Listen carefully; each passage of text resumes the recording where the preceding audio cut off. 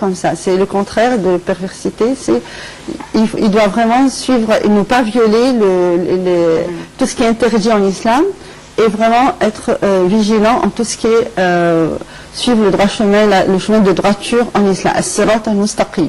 Et pour les personnes qui ne font pas tout cela, par exemple, ainsi, qui sont violents, qui agressent les autres, qui bousculent les autres, parce que ça arrive parfois à la Mecque. Absolument. Donc, est-ce que ces personnes-là, leur pèlerinage est considéré comme invalide? Non, on ne peut pas dire Hajj al-Mabrour. C'est un pèlerinage qui est vraiment, qui a beaucoup de compassion, d'humilité. On voit qu'ils sont arrogants, ils se mettent en colère facilement. Ils n'ont pas compris le fondement de la foi en islam. Et le prophète salam, il a dit, j'étais envoyé sur terre afin de parvenir le bon caractère. Ainsi, le bon caractère, il est très important de faire preuve en tant que bon musulman qu'on a un bon caractère, c'est-à-dire on ne peut pas prononcer un mot qui est d'insulte ou quoi que ce soit. Il faut se comporter avec beaucoup de compassion et vraiment quand on apprend machallah, il y a un hadith qui est très beau, que le bon caractère il peut effacer les péchés comme le soleil il fait fondre la glace. Subhanallah.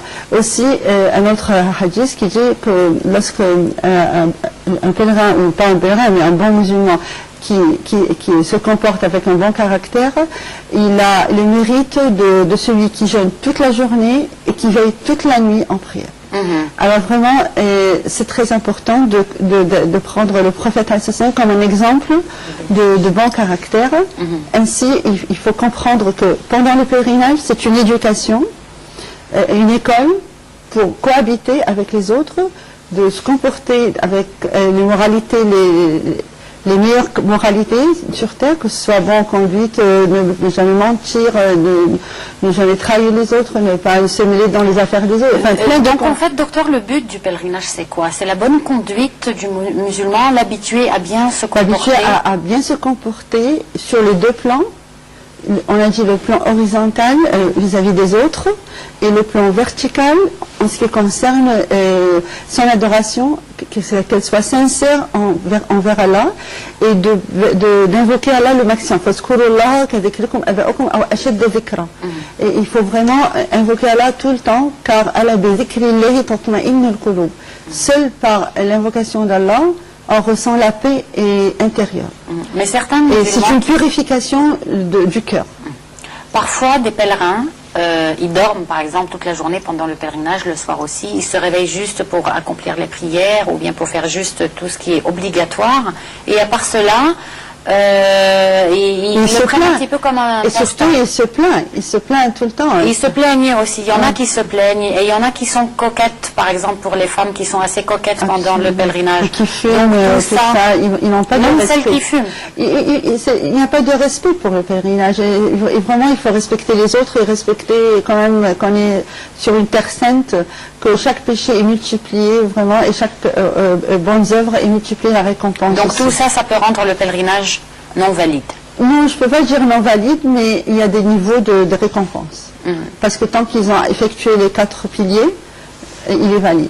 Mais c'est des niveaux de récompense. Je ne pense pas que la récompense, le fruit sera, c'est de revenir comme si on était un nouveau-né, c'est-à-dire tous les péchés sont effacés. Tout est expié. Expié, c'est vraiment, c'est très beau. Et si on ressent l'importance de ce mérite, eh bien, chaque minute pour nous, elle aura beaucoup de valeur, de ne pas perdre le temps, d'être sincère dans notre adoration et d'être vraiment complaisant avec les autres et tout ça, et être tendre et patient, surtout patient. Mais justement, le plus pardonner les autres, apprendre à pardonner, à ne pas se mettre en colère facilement. Le plus important bienfait du pèlerinage est justement que toutes nos fautes sont expiées, sont complètement expiées. Ah oui, il y a comme un nouveau-né. Il y a des gens qui vont accomplir le pèlerinage justement pour que tout soit expié, juste pour ce but. Est-ce que quand on va avec cette intention-là, le pèlerinage est aussi valide?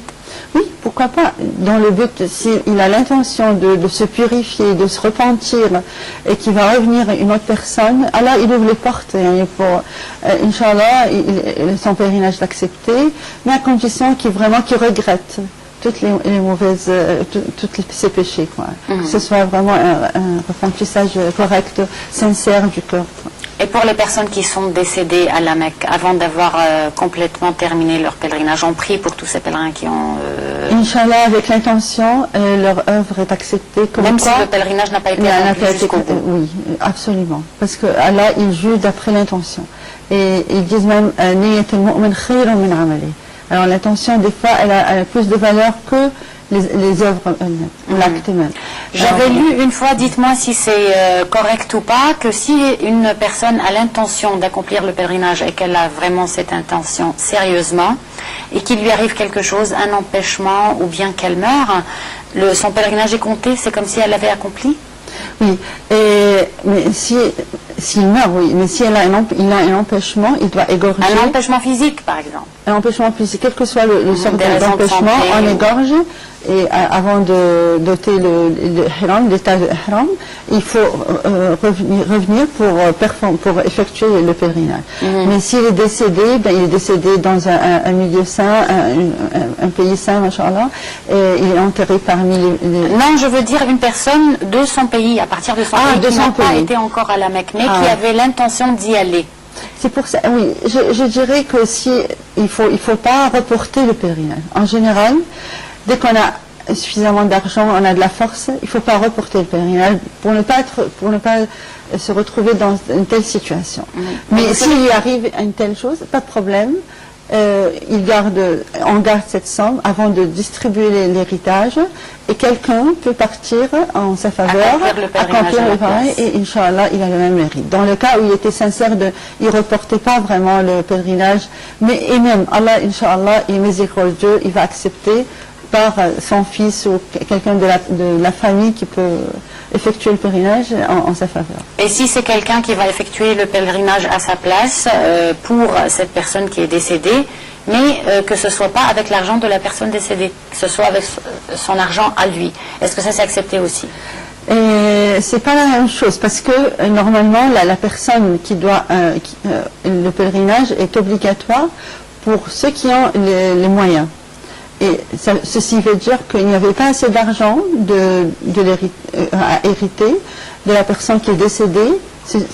Ça veut dire qu'il n'était pas obligatoire pour lui d'effectuer le pèlerinage. Alors, il n'est pas recommandé par quelqu'un d'autre de l'effectuer. Donc, il faut absolument qu'on ait suffisamment d'argent. Mais on dit « Anta malak al-abid ». Ça, c'est une autre école qui dit que l'argent du fils ou de la fille même appartient aux parents. Alors, il peut, en tant que birr al-walidin et la bienfaisance ou la bienveillance envers ses parents, il peut offrir ça à leurs parents. On voudrait, avant de terminer, parler du comportement du pèlerin après le pèlerinage, une fois qu'il ait accompli le pèlerinage. Eh bien, après le pèlerinage, il doit, maintenant qu'il a été exercé en quelque sorte dans cette école spirituelle, et là, il doit savoir comment cohabiter avec ses voisins. Maintenant c'était un peu avec toutes les nations du monde entier, maintenant les voisins, que ce soit les voisins musulmans ou non musulmans. Et l'islam, il incite à la bonne cohabitation et surtout le bon voisinage envers nos proches, que ce soit des musulmans ou non musulmans. Et même un verset du Coran, j'aimerais bien signaler ça pour montrer comment la tolérance en islam, un verset du Coran a été révélé pour défendre un juif. Et comment l'histoire commence par le fait qu'un musulman, il avait volé une épée. Cette épée était dans un sac qui est plein de farine. Ensuite, cet homme, le musulman, il a caché l'épée chez le juif. Il a accusé le juif comme quoi il était celui qui a été volé. Et le prophète a failli faire une erreur de couper la main du juif. Et un verset du Coran, Inna anzalna ilayka al-kitab tahkum bayna an-nas bima araka Allah wa la takun lil-khasmina wa la takun lil-kha'inina khasima. Ne sois pas en faveur des traîtres. Et ainsi le verset a défendu le juif. Donc en fait, l'attitude que le pèlerin devrait adopter une fois qu'il ait accompli ce pèlerinage, c'est-à-dire le sommet de ce que le bon Dieu nous demande de faire, c'est qu'il doit être très pacifique. Absolument. Absolument. Et être un exemple du musulman qui copie de la tolérance et la compassion du prophète. Je vous remercie, docteur, de nous avoir honorés ce soir. Je vous remercie de nous avoir suivis et nous souhaitons bien entendu un pèlerinage accepté par le bon Dieu pour tous ceux qui ont accompli le pèlerinage cette année. Merci de nous avoir suivis et à la semaine prochaine avec du nouveau sur la grippe H1N1 et le vaccin pour cette grippe. Au revoir.